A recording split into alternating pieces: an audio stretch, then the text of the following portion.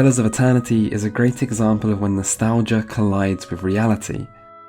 The early 2010s saw both the rise of crowdfunding in the gaming industry and the beginnings of a retro revival within the indie scene.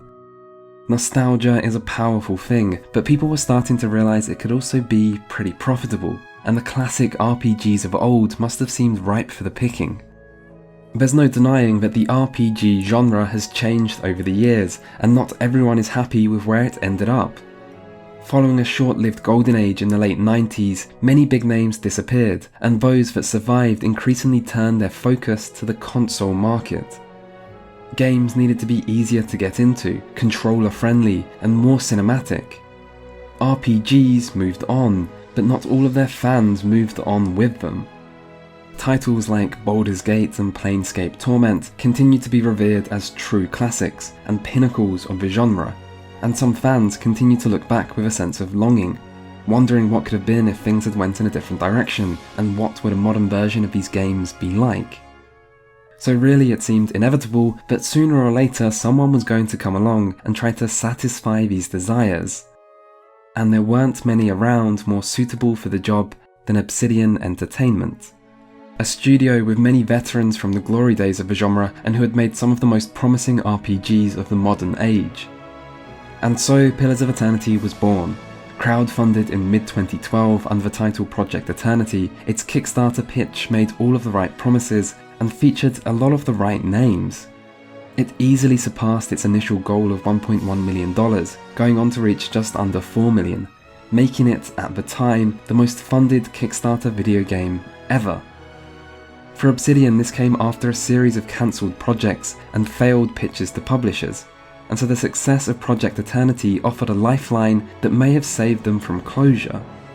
And for fans, the dream of a return to the good old days was alive. But as anyone who's ever tried knows, translating a dream into reality is no easy task.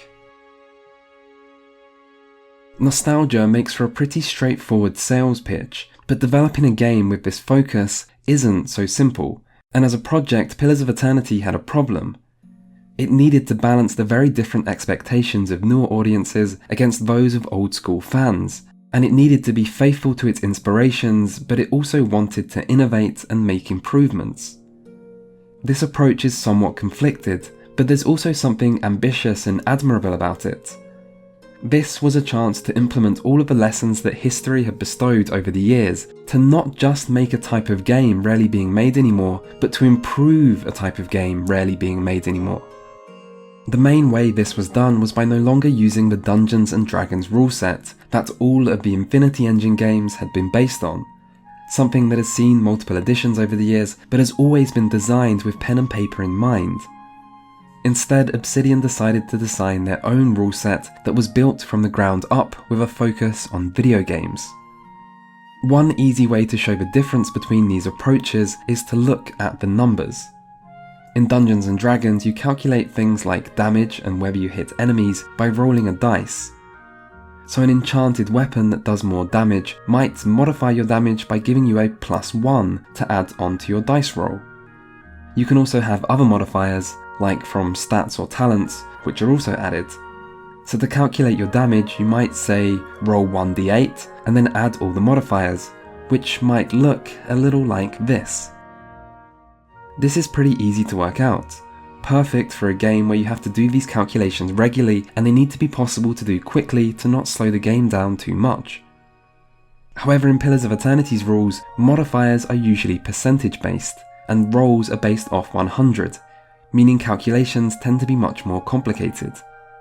For example, weapon damage is calculated with a base damage number times the sum of all modifiers minus damage reduction. So in practice, damage will look something like this. This is not as easy to work out, but in a video game that doesn't matter, because the game will work it out for you. How damage is calculated is just one example of the differences between the rule sets, and I'm not going to take the time to explain all the others. But the thing to keep in mind is that these rule sets are made with a slightly different purpose, and this has a number of other consequences. But by creating their own rule set, Obsidian also had the freedom to create something truly their own. and there was no publisher to oversee the project and dictate terms and conditions.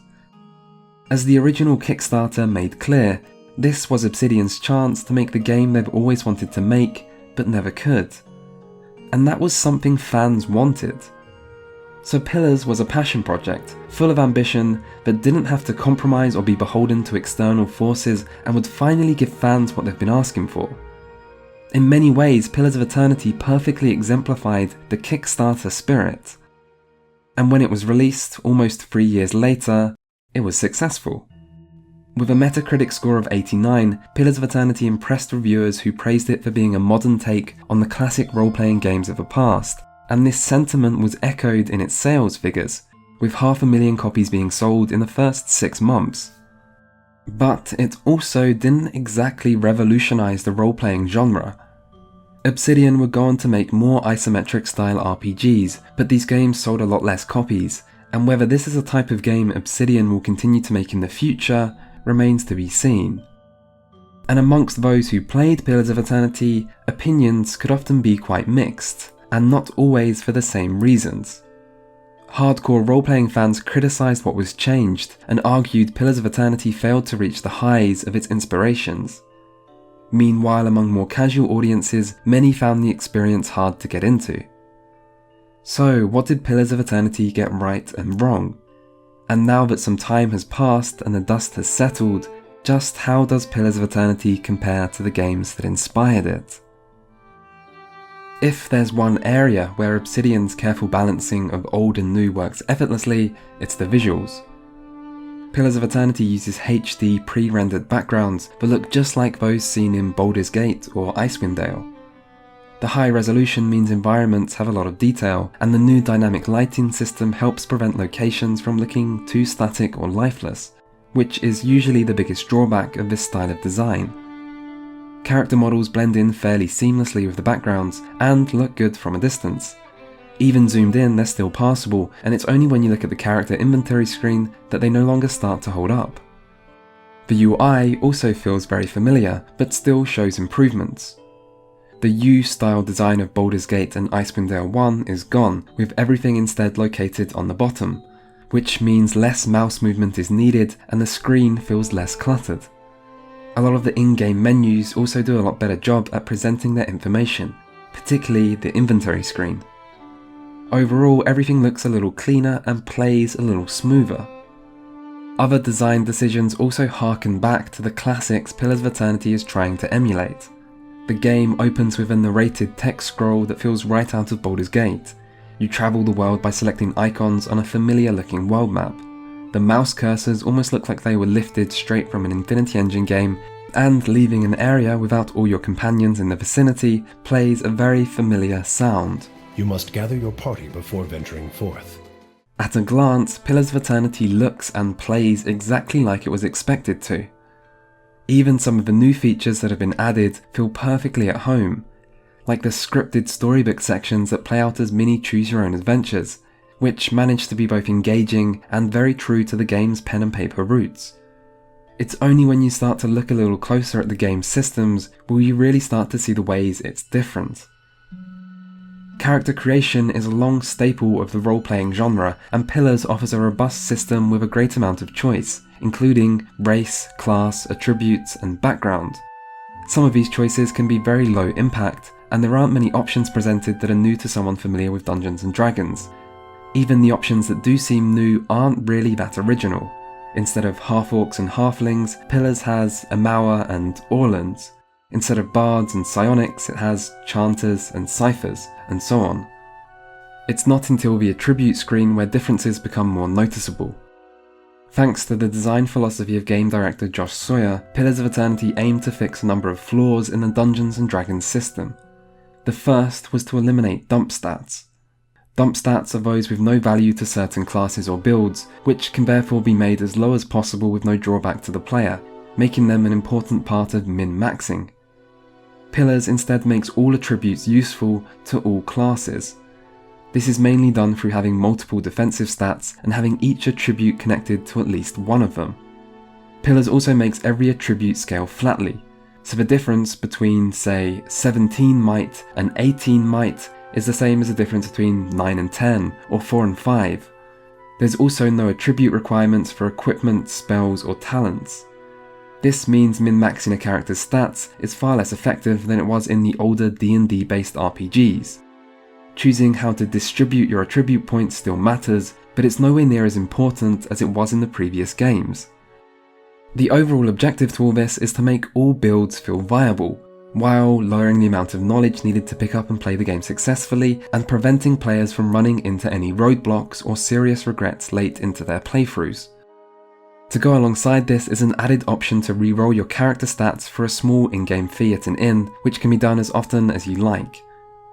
The result is that Pillars tries to be more new player friendly, but your choice in attributes in character creation doesn't feel anywhere near as impactful.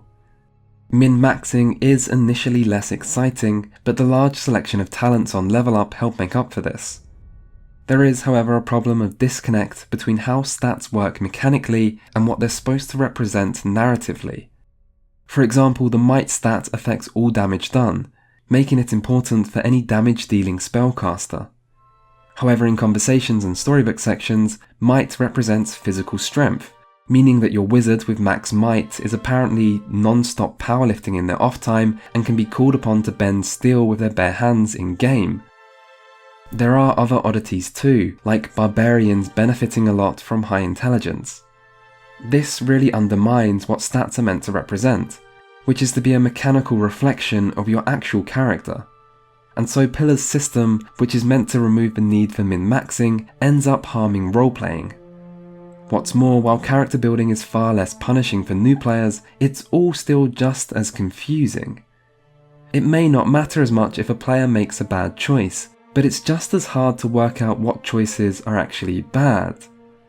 Nothing's quite as bewildering as FACO from Advanced D&D, but the number of different stats and different choices can still lead to a lot of confusion about exactly how everything works. To see what I mean, imagine on Level Up you want to choose a talent which increases your damage.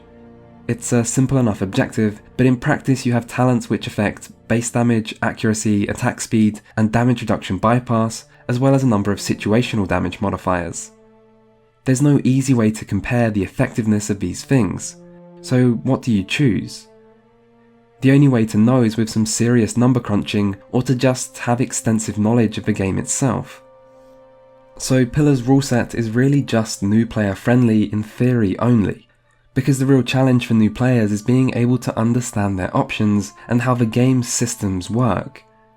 Reducing the negative consequences of bad choices doesn't help teach someone the game, because the biggest barrier for entry in complex RPGs isn't how punishing they are, it's how confusing they are. That doesn't mean Pillars of Eternity's complexity is a bad thing, but it also hasn't solved many of the actual problems of the older RPG rule sets. It's only made the consequences of these problems smaller.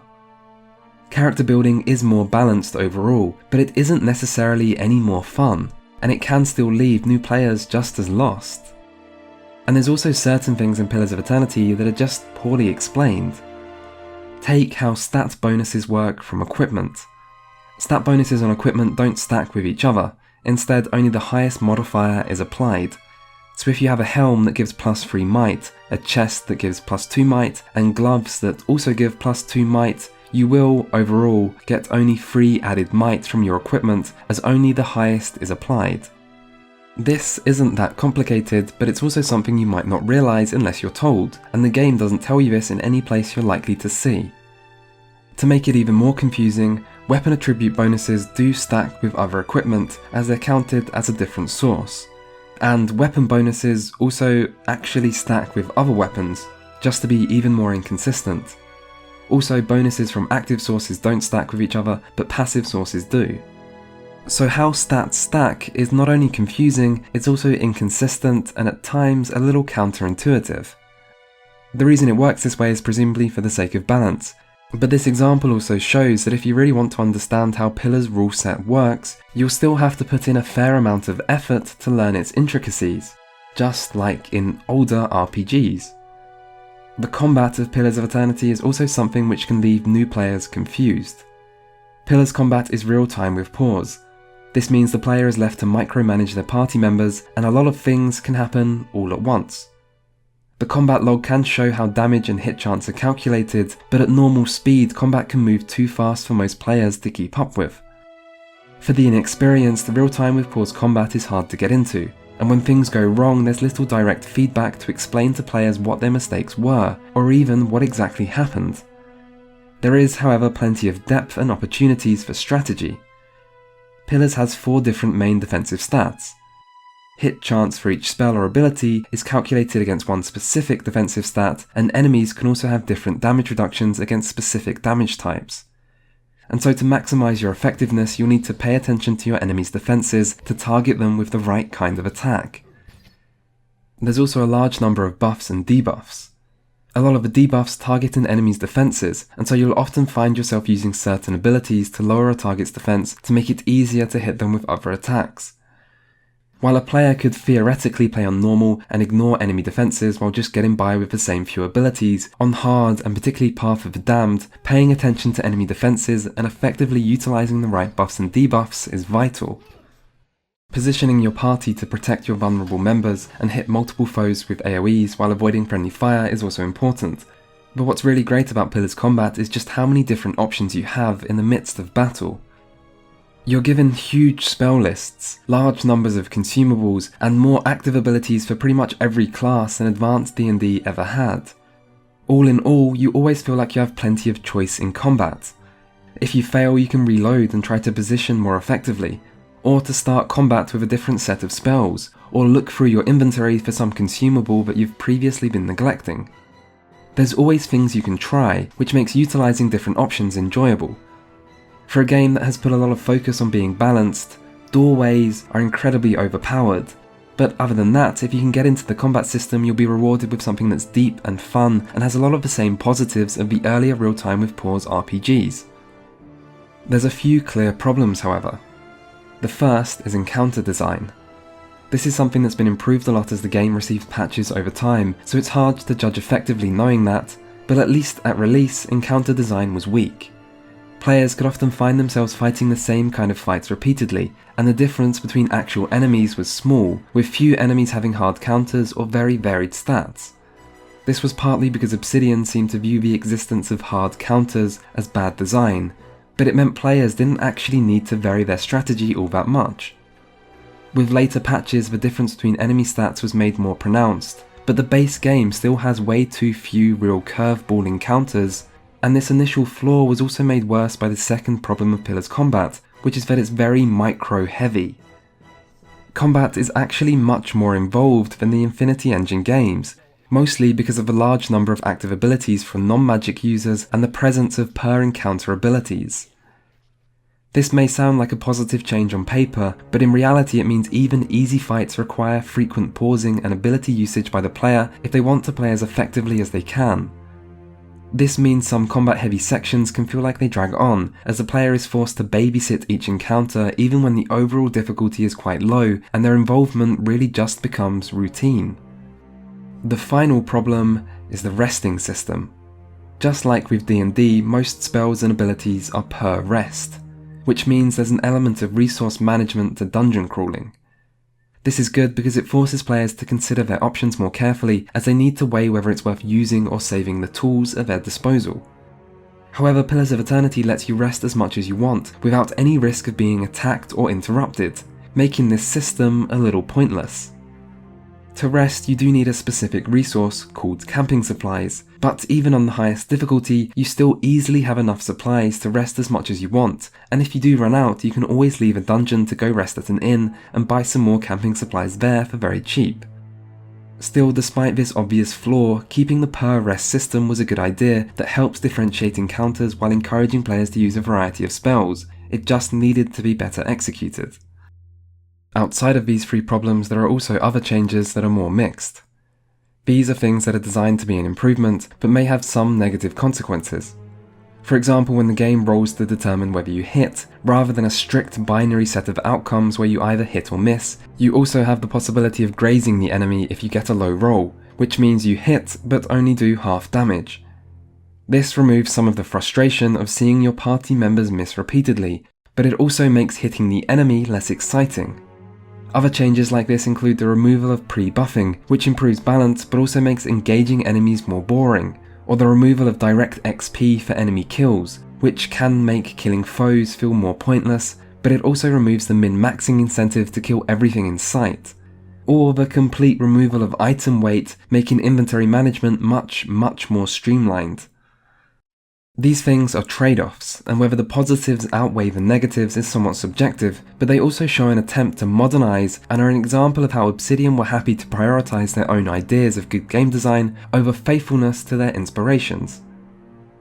And so, while Pillars of Eternity is very similar to the Infinity Engine games on the surface, a closer inspection shows a number of small differences. These are changes made to fix past problems, or make the game more appealing to a modern audience. But even if individually they might seem small, cumulatively they give Pillars a different feel to the classics. It's more refined, but also more predictable. More balanced, but also less exciting. And less punishing, but also a bit less rewarding. In short, it's a good RPG, but it's a different RPG, and while differences aren't bad, this was also a game kickstarted and marketed as a specific thing. At the same time, for all the changes Obsidian do make, none of them really make Pillars of Eternity an easy game to get into for less experienced players. So many different stats and interactions can still be daunting, and real-time with paused combat can still be off-putting. So Pillars of Eternity isn't quite modern enough to win over the majority of modern audiences, and it's not quite faithful enough to win over some old-school diehards. It tries to do enough to appeal to both sides, but doesn't quite go far enough for either. And that left the story as the thing to do the heavy lifting and win over anyone with doubts. With Pillars of Eternity, Obsidian were able to create their own fantasy universe, but it also feels like they were constrained by the need to make something that is familiar and feels nostalgic to anyone used to or expecting something like D&D. As a result, the final product can seem a bit generic. The woods and towns of Adirwood feel about as typical a setting as an RPG gets. There is a sort of colonial theme going on, with the Adirwoodans being a former colony of a larger empire who have settled this land and later gained independence, making them analogous to America. The native and more tribal-like Glanthafans then play the role of Native Americans. But while this provides a slight twist on the more obviously European-inspired settings of other fantasy worlds, it's still not all that unique, and not much is done with this colonial theme in-game. Instead, the real way in which Pillars sets itself apart from D&D and other settings is by taking itself a lot more seriously. While Pillars does feature many of the staples of high fantasy, like dwarves and elves or wizards and dragons, it also tries to be somewhat grounded. The tone is grim. The lore tries its hardest to maintain some degree of plausibility, and the themes of the game veer off into serious discussions on theology and metaphysics, which incorporate the central idea of the game, which is that souls are physical things whose essence is a key part of the cycles of life and death and the functionality of magic.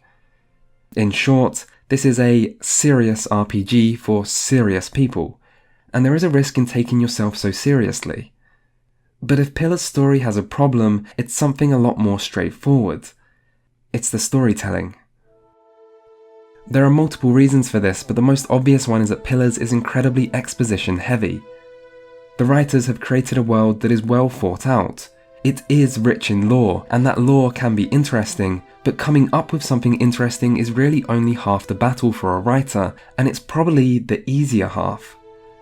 The real challenge a writer faces is how to communicate all their interesting ideas to the player. Ideally, you would do this through showing rather than telling, but with so much lore that is all brand new to the player, Pillars of Eternity seems to feel the need to just tell the player about it all through exposition dumps.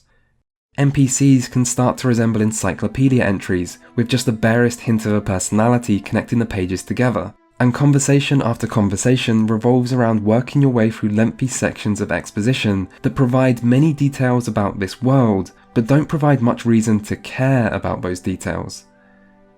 And talking about reasons not to care, there is also the main story. Follow it through to the end of the game and you'll be rewarded with several well-written segments, which feature big, meaningful endgame choices and several twists that even recontextualize many of the things you know about this world. It's good. Eventually. But Pillars also delivers its story as a sort of mystery that the player has to piece together as they go. It's not always easy to follow, but more of a problem is that there's not much reason to be invested. You, the main character, become a watcher after being in the wrong place at the wrong time.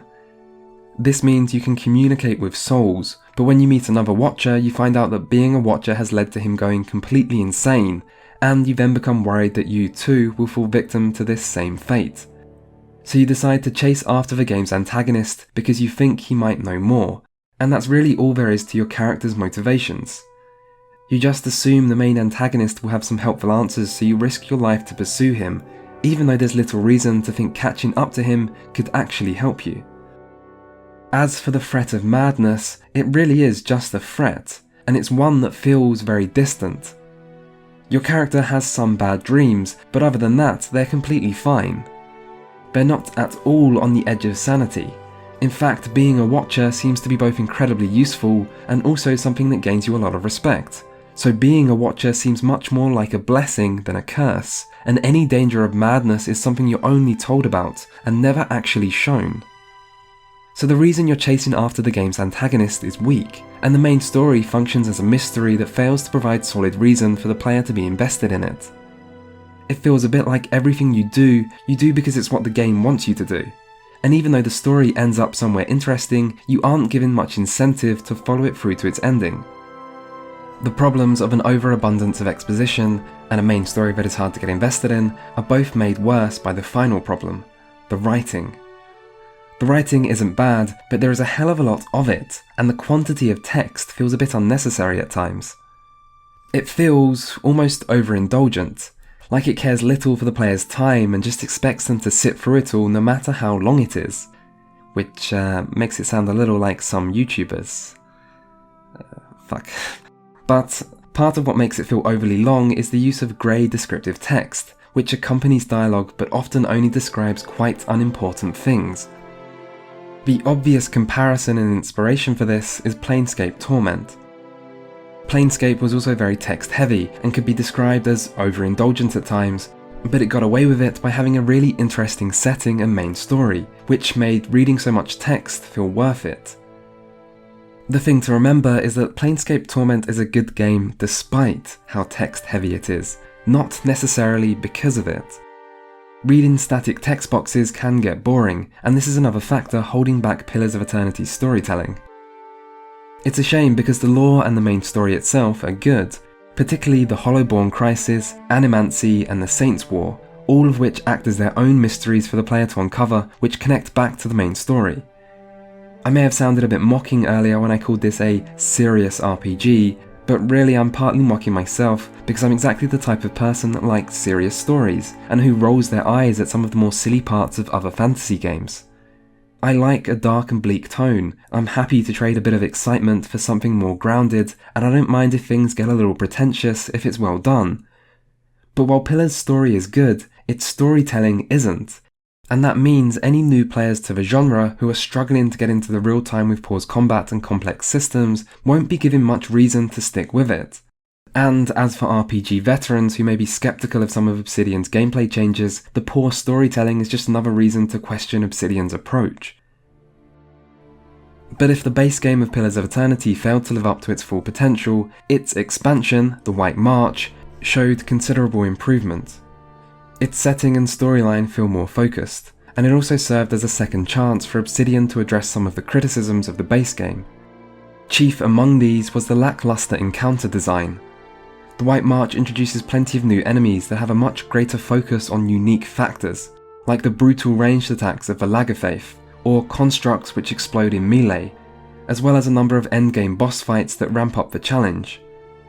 Other additions like the soul-bound weapons help make up for the unexciting itemization of the base game, and with several well-done high-level areas, new companions, and an interesting main story, the White March really feels like endgame content done right. The only problem it has is it doesn't fit into the main game very neatly, and it's hard to know exactly what level you should be at, or what point in the main game you should actually start the expansion. There is a level scaling option, but it's pretty limited, and once you return from the White March you'll probably be over-leveled for the base game, even with level scaling. Despite this, The White March is a great inclusion that shows Pillars of Eternity at its best. When Pillars of Eternity was released in 2015, the idea of a throwback RPG with good production values was novel. Pillars benefited from the nostalgia of those who remembered its inspirations and from the curiosity of those who may have only heard of them. At the time, this was enough to make it a critical and financial success. But as the years have went by, Pillars has been joined by a number of other modern isometric RPGs, and the untapped well of nostalgia that it was able to drink so deeply from is likely starting to run dry. So the question that remains is, when nostalgia is taken away and Pillars is viewed solely as its own thing, what does it have left to offer? The answer is an incredibly solid RPG with high production values, a huge amount of content, and a careful balance between modern game design and classic inspiration. However, it strays too far from its predecessors to be the RPG that certain fans wanted and hoped for it to be. And at the same time, its older design elements, particularly its real-time with pause combat, make it an experience that newer RPG fans might find hard to get into. Pillars' story and lore have many positive aspects, but they also get off to a weak start and require a lot of reading and effort from the player before they'll ever get to the good bits. Pillars of Eternity is a bit like an experiment that tries to combine the best parts of the past with the best parts of the present, but the result feels like proof that trying to do it all is always harder than it seems. There is a passage of text from the original Kickstarter pitch that's always stood out to me. It reads, "Project Eternity will take the central hero, memorable companions, and the epic exploration of Baldur's Gate, add in the fun, intense combat and dungeon diving of Icewind Dale, and tie it all together with the emotional writing and mature thematic exploration of Planescape Torment." This quote isn't exactly untrue. Pillars of Eternity does do all these things, but it doesn't do any of them as well as the games mentioned. It has a central hero, memorable companions, and exploration, but these aren't as good as in Baldur's Gate and its sequel. It has intense combat and dungeon diving, but it's not as good in this regard as Icewind Dale was. It has emotional writing and exploration of mature themes, but not on the same level as Planescape Torment. Other features in Pillars feel a bit like a greatest hits of Obsidian's past game. You have a faction and reputation system, but it's nothing compared to Fallout New Vegas. You have an important trial partway through the story, and a stronghold you become the ruler of, but these aren't as well done as in Neverwinter Nights 2. You have, at times, an almost meta-level commentary and deconstruction of the game's fantasy setting, but this isn't handled as well as it was in Star Wars Knights of the Old Republic 2. So what is it that sets Pillars of Eternity apart? It doesn't reach the same heights as its inspirations, and a lot of its features have been done better before by Obsidian themselves. Really, the most impressive part of Pillars is probably how it created a deep role-playing rule set from scratch, but it doesn't exactly feel like the objectively superior video game rule set that was promised. Instead, it's more of a different flavour from D&D that makes improvements in certain areas, but always at some cost. As much as Pillars of Eternity is an undeniably well-made RPG, it still feels like it's missing something special, something to make it really stand out. And I have to wonder if the reason for that is actually the same thing which made this game possible: Kickstarter. One really bad feature in Pillars of Eternity is the Kickstarter backer NPCs. They're everywhere in the game world and feel completely out of place.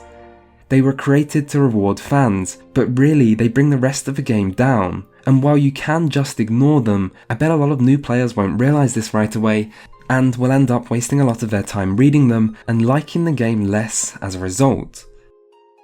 I'm sure Obsidian must have realised how much these NPCs suck at some point during development, but what could they do about it? They had to give fans what they'd promised. You see, Obsidian may have freed themselves from the need to please a publisher, but maybe they just replaced the role of the publisher with something else. Maybe, due to the nature of crowdfunding, Obsidian had more pressure than ever before to give fans exactly what they wanted, which meant there was less room for what Obsidian wanted.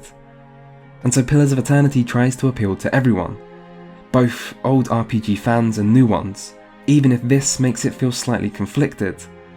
And the setting tries to be what players expect, rather than what Obsidian really wanted. And the features included are the things players say they like, not the things that make the most sense. Pillars of Eternity was meant to be the game Obsidian always wanted to make but never could. But is that actually what it is? I'll leave you to answer that question yourself, but one thing to consider. For all the talk of how liberating Kickstarter is because it frees developers from being beholden to publishers, Obsidian seem pretty happy to have got into bed with Microsoft and ensure they will never have this level of freedom again. And they're not the only one. But I suppose that is a topic for another day.